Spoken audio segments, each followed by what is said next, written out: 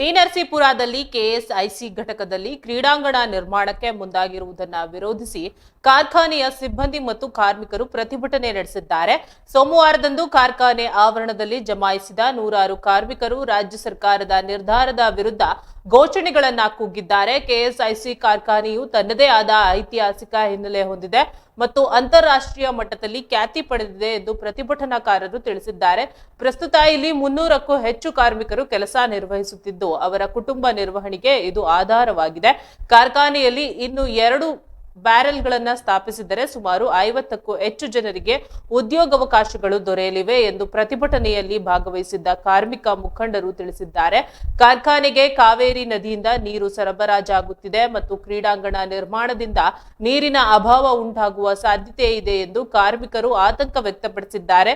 ಹೆಚ್ಚುವರಿ ಕಾರ್ಖಾನೆಗೆ ಬರ್ತಕ್ಕಂಥ ನೀರು ಕಾವೇರಿ ನದಿಯಿಂದ ಬರುತ್ತೆ. ಅದಕ್ಕೆ ಒಂದು ಪೈಪ್ಲೈನ್ ವ್ಯವಸ್ಥೆಯನ್ನು ಮಾಡಿದ್ದಾರೆ. ಈಗ ಆ ಪೈಪ್ಲೈನ್ ಏನಾಗಿದೆ ಅಂತಂದರೆ 5 ಎಕರೆ ಜಾಗ ಇದೆಯಲ್ಲ, ಆ ಜಾಗದಲ್ಲಿ ಹಾದು ಹೋಗುತ್ತೆ.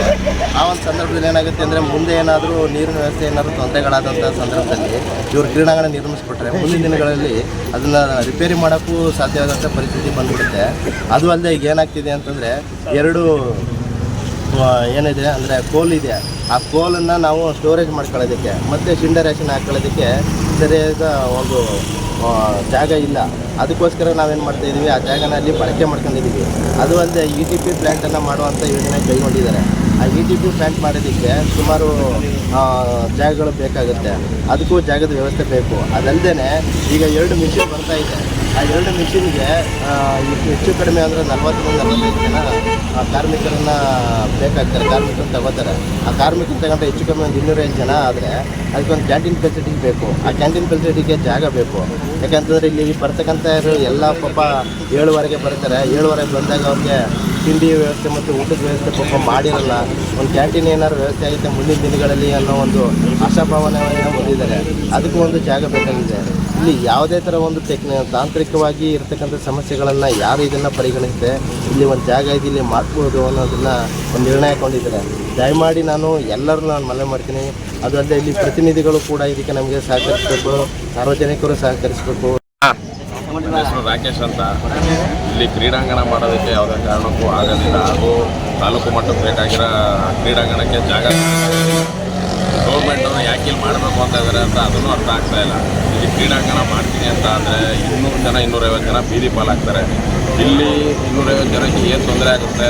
ಮೈಸೂರಲ್ಲೂ 1,000 ಜನ ಕೆಲಸಗಾರಿದ್ದಾರೆ, ಅವ್ರಿಗೂ ತೊಂದರೆ ಆಗುತ್ತೆ.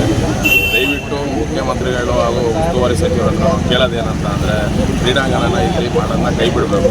ಈಗ ಬೇಗದಷ್ಟು ಹೋಮಗಳಿವೆ, ಅಲ್ಲಿ ಮಾಡಿ, ಯಾಕೆ ಇಲ್ಲೇ ಮಾಡಬೇಕು ಅಂತ ಈ ಥರ ಪಣ ಕೊಟ್ಟಿದ್ದಾರೆ ಅನ್ನೋ ಗೊತ್ತಾಗ್ತದೆ. ಅದರಿಂದ ಸರ್ಕಾರ ಮಾಡ್ತಿರೋದೇನೆಂದರೆ ದಯವಿಟ್ಟು ಇಲ್ಲಿ ಬೇಡ, ಕ್ರೀಡಾಂಗಣ ಮಾಡೋದು ಬೇಡ. ನಾವು ಕ್ರೀಡಾಂಗಣ ಬೇಕು ಅಂತ ಬೇಡ ಅಂತ ನಾವು ವಿರೋಧ ಮಾಡ್ತಾರೆ, ಆದರೆ ಇಲ್ಲಿ ಬೇಡ ಅಂತ. ಯಾಕೆಂದರೆ ಇಲ್ಲಿ ಜಾಗ ಸಾಕಾಗೋದಿಲ್ಲ. ಅದರಿಂದ ದಯವಿಟ್ಟು ಬೇರೆ ಕಡೆ ಸ್ಥಳಾಂತರ ಮಾಡಬೇಕು ಅಂತ ಮೂಲಕ ನಾನು ಕೇಳ್ಕೊಳ್ತೀನಿ. ಯಾರು ಮಾಡಬಾರ್ದು ಅಂತ ಏನೂ ಇಲ್ಲ, ಬಟ್ ಇದು ಸೂಕ್ತವಾದ ಸ್ಥಳನೂ ಅಲ್ಲ. 5 ಎಕರೆಯಲ್ಲಿ ಯಾವ ಕ್ರೀಡಾಂಗಣ ಮಾಡ್ತಾರೆ ಅನ್ನೋದು ಎಲ್ರಿಗೂ ಗೊಂದಲ ಇದೆ. ಮರ ಕಡಿದು ಕ್ರೀಡಾಂಗಣ ಮಾಡುವಂಥದ್ದು ನಾವು ಅಕ್ಕಪಕ್ಕದ ಜಿಲ್ಲೆಗಳಲ್ಲಾಗಿರ್ಬೋದು, ತಾಲೂಕುಗಳಲ್ಲಾಗಿರ್ಬೋದು ಕ್ರೀಡಾಂಗಣಗಳನ್ನು ನೋಡಿದ್ದೀವಿ. ಅದಕ್ಕೆ ಬೇಕಾಗಿರೋಂಥದ್ದು ಜಮೀನು 20-25 ಎಕರೆ ಜಮೀನು ಬೇಕು ಇರುತ್ತೆ. ರೌಂಡ್ ಇದು ಚೌಕಾಕಾರಿ ಆಕಾರ ಆಗಿರ್ಬೋದು ಮತ್ತು ರೌಂಡ್ ಆಕಾರ, ಸ್ಕ್ವೇರ್ ಆಕಾರ ಆಗಿರ್ಬೋದು. ಇದರಲ್ಲಿ ನಾವು ಕ್ರೀಡಾಂಗಣ ನೋಡಿದ್ದೀವಿ. ಬಟ್ 5 ಎಕರೆಯಲ್ಲಿ ಕ್ರೀಡಾಂಗಣ ಮಾಡ್ತಾರೆ ಅನ್ನೋದು ನಮಗೆ ಯಾವ ರೀತಿಯೂ ಸೂಕ್ತ ಅನಿಸ್ತಿಲ್ಲ. ಈಗ ನಮ್ಗೆ ಅರ್ಧ ಕೊಟ್ಬಿಟ್ಟು ಕ್ರೀಡಾಂಗಣಕ್ಕೆ ಅರ್ಧ ಕೊಟ್ಬಿಟ್ಟು ನಾವು ಡೆವಲಪ್ ಮಾಡೋಕ್ಕಾಗಲ್ಲ, ಅವರು ಡೆವಲಪ್ ಮಾಡೋಕ್ಕಾಗಲ್ಲ. ನಾವು ಯಾವತ್ತೂ ಕ್ರೀಡಾಂಗಣನೇ ಬೇಡ ಅಂತ ಹೇಳಿಲ್ಲ. ಇದು ಸೂಕ್ತವಾದ ಸ್ಥಳ ಅಲ್ಲ ಅಂತ ನಾವು ಹೇಳ್ತೀವಿ. ನಾವಿಲ್ಲಿ ಹಲವು ಮಹಿಳೆಯರೇ ಕೆಲಸ ಮಾಡ್ತಾಯಿದ್ದಾರೆ, ರೈತ ವರ್ಗದವರು ಕೆಲಸ ಮಾಡ್ತಾಯಿದ್ದಾರೆ. ನಮ್ಮ ಹೊಟ್ಟೆ ಮೇಲೆ ಒಂದು ಈ ಥರ ಮಾಡೋದು ಅಂತ ತುಂಬ ತಪ್ಪಾಗ್ತದೆ. ಯಾರು ನಮ್ಮ ಅಧಿಕಾರಿಗಳು ಬಂದು ಫಸ್ಟು ಜಾಗ ವೀಕ್ಷಣೆ ಮಾಡಿ ಆಮೇಲೆ ಬೇಕಾದ್ರೆ ನೀವು ನಿರ್ಧಾರ ತಗೊಳ್ಳೋದಕ್ಕೆ ನಾವು ನಿಮ್ಮ ಇಲ್ಲಿ ಕೆಲಸ ಮಾಡ್ತಕ್ಕಂಥ ಎಷ್ಟು ಜನ ಇದ್ದೀರಾ? ನಾವು ಬಂದು 200 ಕುಟುಂಬಗಳು ಕೆಲಸ ಮಾಡ್ತಾಯಿದ್ದಾರೆ. ನಮ್ಮ ಕುಟುಂಬಗಳನ್ನ ನಂಬ್ಕೊಂಡೇ ತಾನೇ ನಾವು ಇಲ್ಲಿ ಕೆಲಸ ಮಾಡ್ತಾಯಿದ್ದೀವಿ. ಯಾಕೆ ಇಲ್ಲೇ ಮಾಡಬೇಕು ಅಂತ ಸರ್ಕಾರ ಆಟಕ್ಕೆ ಬಿದ್ದಿದೆ, ಅದ್ರ ಬಗ್ಗೆ ಏನಾದರೂ ಐಡಿಯಾ ಇದೆ? ಗೊತ್ತಿಲ್ಲ ಸರ್, ಇದು ಯಾವುದು ಕಟಕ್ ಬಿದ್ದಿದೆ ಅಂತ ಗೊತ್ತಿಲ್ಲ. ಯಾಕಂತಂದರೆ ಅದಕ್ಕಿದ್ದಕ್ಕೂ ಮೊದಲೇ ಯೋಚನೆ ಮಾಡ್ಬೋದಾಗಿತ್ತು. ಇದು ಸೂಕ್ತವಾದ ಸ್ಥಳನೋ ಏನೋ ಅಂತಂದ್ಬಿಟ್ಟು ಪರಿಶೀಲನೆ ಮಾಡಿ ಆಟಕ್ಕೆ ಬಿಡಬೇಕಾಗಿತ್ತು. ಬಟ್ ಇದು ಯಾತಕ್ಕೆ ಬಿಡ್ತಿದ್ದಾರೆ ಅಂತಂದ್ಬಿಟ್ಟು ನಮಗೆ ಇನ್ನೂ ಗೊತ್ತಾಗ್ತಾ ಇಲ್ಲ ಸರ್.